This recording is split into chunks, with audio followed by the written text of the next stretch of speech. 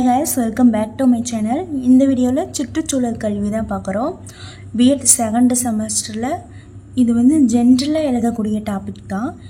அதுல யூனிட் 1ல சுற்றுச்சூழல் கல்வி அப்படிን क्वेश्चन கேட்டிருந்தாவே அதோட பொருள், வரையறை, முக்கிய அம்சங்கள், பண்புகள் இத பத்தி தான் எழுதணும்.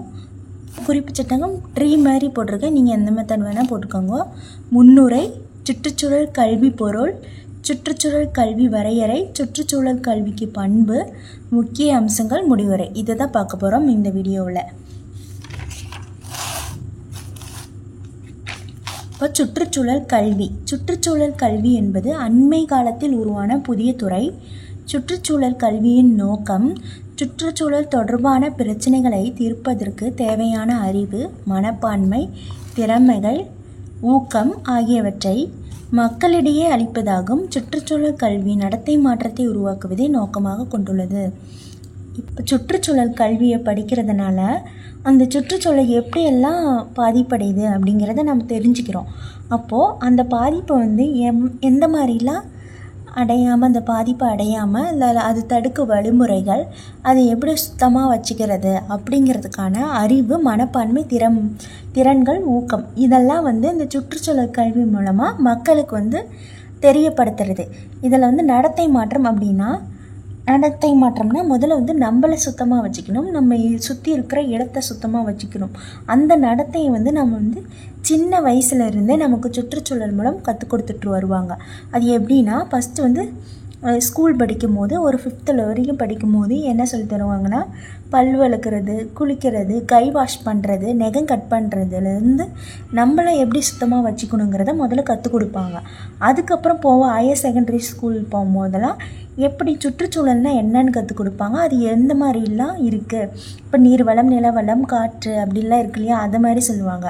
அதுக்கப்புறம் போகிற ஸ்டேஜில் அது எப்படி பாதிப்படைகிறதுன்னு சொல்லி தருவாங்க. அது எதனால், மனிதர்களால் பாதிப்படையுதல், இயற்கையாக பாதிப்படையுதான்னு ரெண்டு டைப்பில் இருக்கும். அந்த 2 டைப்லேயும் சொல்லி தருவாங்க.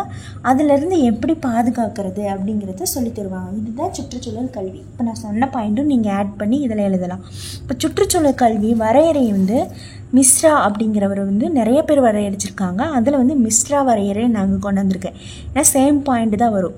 அதனால் மிஸ்ராங்கிறவர் சுற்றுச்சூழல் கல்வி என்பது சுற்றுச்சூழல் வளர்ச்சிக்கான அறிவு, விழிப்புணர்வு, திறமைகள், மனப்பான்மைகள், பொறுப்பு ஆகியவற்றை மனிதனுக்கு அளிக்கின்ற ஒரு செயல் போல தோன்றுகிறது. இவர் சுற்றுச்சூழல் கல்வியை எந்த மாதிரி பார்க்குறேன்னா, இப்போ இயற்கை அழிவுக்கு நாம் தான் பொறுப்பேற்றுக்கணும். ஏன்னா நாம் நல்லா குப்பைகளையோ எதுவுமே போடாமல் நம்ம இயற்கையை பாதுகாக்கணும். கண்ட இடத்துல குப்பை போடுறதுனால தான் அது மழை பெய்யும் போது தண்ணியில் அடித்து நீரில் கலக்குது. இப்போ தொழிற்சாலை அது இதுன்னு சாலை கழிவுகள்லாம் ஆற்றுல கலக்கிறோம். இந்த மாதிரி நிறைய விஷயம் மனிதர்களாக நடக்குது. அவங்களுக்கு ஒரு குறிப்பிட்ட விழிப்புணர்வு கொடுக்கும்போது அந்த தப்பெல்லாம் பண்ண மாட்டாங்க. அதுக்கான மனப்பான்மையும் உருவாக்கணும். அந்த பொறுப்பு நீங்கள் தான் காரணம். நீங்கள் சுற்றுச்சூழல் பாதுகாப்பாக வைக்கலைன்னா அதுக்கு நீங்கள் தான் காரணம். நம்மளோட பொறுப்பே என்னென்னா, நம்ம சுற்றுச்சூழலையும் இயற்கையையும் நம்ம தூய்மையாக வச்சுக்கணும் அப்படிங்கிறத மக்களிடையே ஏற்படுத்துவதற்கு தான் இந்த சுற்றுச்சூழல் கல்வியை படிக்க சொல்கிறாங்க அப்படின்னு யார் சொல்கிறாருன்னா, மிஸ்ரா சொல்கிறாரு. சுற்றுச்சூழல் கல்வியின் பண்புகள். இதில் பண்புகள்னு பார்த்திங்கன்னா, வாழ்நாள் முழுவதும் நீடிக்கும் கல்வி செயல்முறை, பல்துறை பாட அணுகுமுறைகளை கொண்டது, சுற்றுச்சூழல் பிரச்சனைகளை அலசி ஆராய்ந்து தீர்வு காணும் திறன் வளர்க்கும் நோக்கமுடையது. இத்தனை பண்புகளுடையது. அது ஒவ்வொன்றையும் பார்க்கலாம். பல்துறை பாட அணுகுமுறையை கொண்டது அப்படின்னா, சுற்றுச்சூழல் தொடர்பான பிரச்சனைகள் இயற்பியல், வேதியியல், தாவரவியல், விலங்கியல் போன்ற எந்த ஒரு துறையினும் எல்லைக்கு மட்டுமே உட்பட்டதில்லை.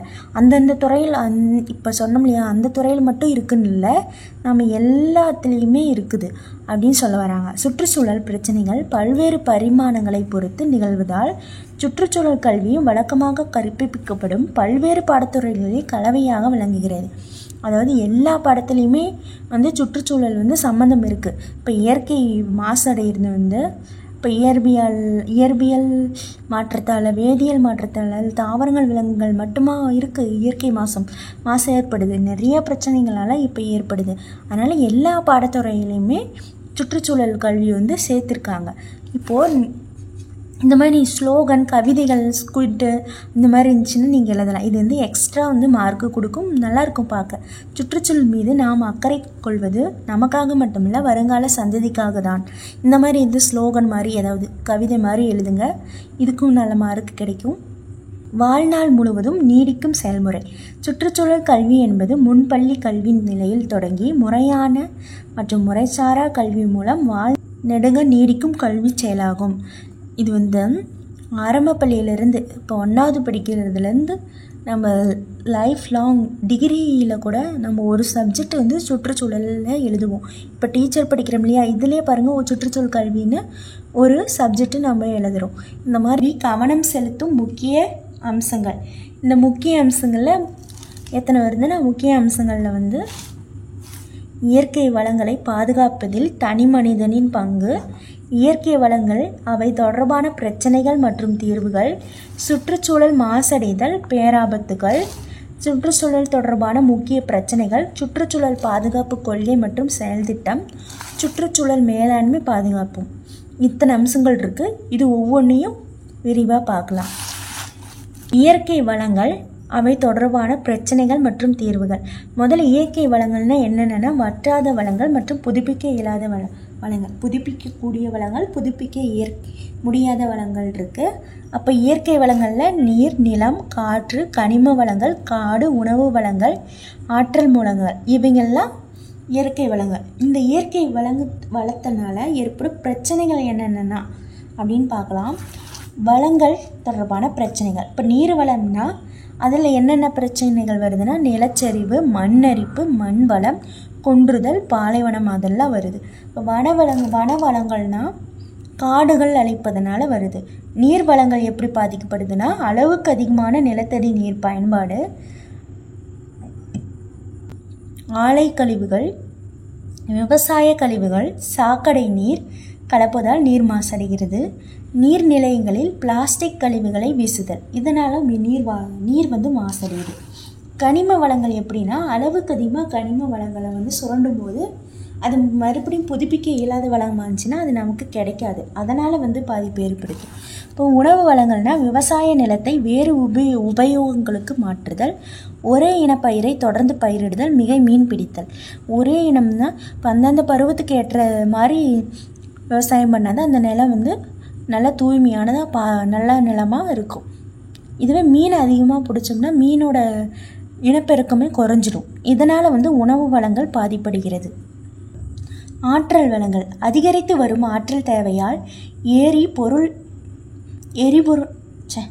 ஆற்றல் வளங்கள் அதிகரித்து வரும் தேவையான எரிபொருள் வளங்களின் இரும்பு காலியாகி வரும் நிலை, மரபுசாரா ஆற்றல் வளங்களை முழுமையாக பயன்படுத்தாமை, இதெல்லாம் வந்து ஆற்றல் வளங்களில் இருக்குது.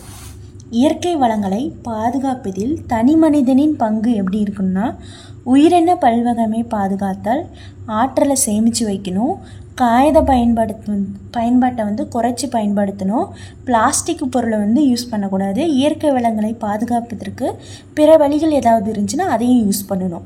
இதுவே சுற்றுச்சூழல் மாசடைதல் பேராபத்துகள். இப்போ வந்து சுற்றுச்சூழல் எந்த மாதிரிலாம் மாசடையுது? மண் மாசடையுது. மண், நீர், காற்று, இரைச்சல், ஒளி இது எல்லாமே மாசுபடுது. இது அதன் மூலம் உருவாகும் பேராபத்துக்கள் என்னென்னா, நிலநடுக்கம், சுனாமி, நிலச்சரிவு, எரிமலை வெடிப்பு, வெள்ளம், புயல், காட்டுத்தீ, அணுசக்தி விபத்து, தொழிற்சாலை விபத்து இதெல்லாம் ஏற்படுகிறது. சுற்றுச்சூழல் தொடர்பான முக்கிய பிரச்சனைகள் என்னென்னா, புவி வெப்ப உயர்வு, பசுமை குடில் விளைவு, ஓசோன் படலம் கரைதல், அமில வாயு, தாவரங்கள் மற்றும் விலங்கினங்கள் அழிதல்.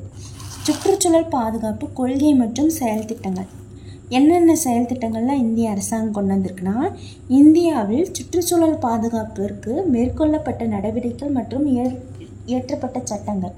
மரபணு வங்கிகள் ஏற்படுத்துதல். மரபணு வங்கி ஏற்படுத்தினால இப்போ அழிஞ்சு வர உயிரினங்களையோ தாவரங்களையோ மறுபடியும் நம்ம உருவாக்க முடியும். அதனால் மரபணு வங்கிகள் ஏற்படுத்துகிறாங்க. சூரிய சக்தியை பயன்படுத்தும் திட்டம். சூரியன் மூலம் மின்சாரத்தை தயாரிக்கிறது அது பண்ணுறாங்க இல்லையா, அது. மழைநீர் சேகரிப்பு திட்டம் கொண்டு வருது. மழைநீர் சேகரிப்பு திட்டம் முதல்ல தமிழ்நாட்டில் தான் கொண்டு வந்தாங்க. அதை கூட நீங்கள் எழுதலாம். சமூக காடுகளில் உருவாக்குதல். சமூக காடுகள்னால் இப்போ நம்ம நிறைய பேர் சேர்ந்து ஒரு காடை உருவாக்குறது, நிறைய மரங்கள் ஒரு சொசைட்டி பீப்புள் நட்டு வைக்கிறது. சுற்றுச்சூழல் மேலாண்மையும் பாதுகாப்பும். இப்போ என்னென்ன மேலாண்மையெல்லாம் வச்சு பாதுகாக்கிறாங்கன்னா நீர் மேலாண்மை, மண் மேலாண்மை, கழிவு மேலாண்மை, பேரிடர் மேலாண்மை, இயற்கை பேணி பாதுகாத்திட உருவாக்கும் சர்வதேச அமைப்புகள், இந்தியாவில் செயல்படும் சுற்றுச்சூழல் பாதுகாப்பு இயக்கங்கள் மற்றும் அரசு சாரா நிறுவனங்கள். இதெல்லாம் இந்த பாதுகாப்பெல்லாம் ஏற்படுத்தி சுத்தம் தூய்மையாக்கிட்டு வராங்க. இப்போ இந்த வீடியோ உங்களுக்கு பிடிச்சிருந்துச்சின்னா லைக் பண்ணுங்கள், கமெண்ட் பண்ணுங்கள். நெக்ஸ்ட்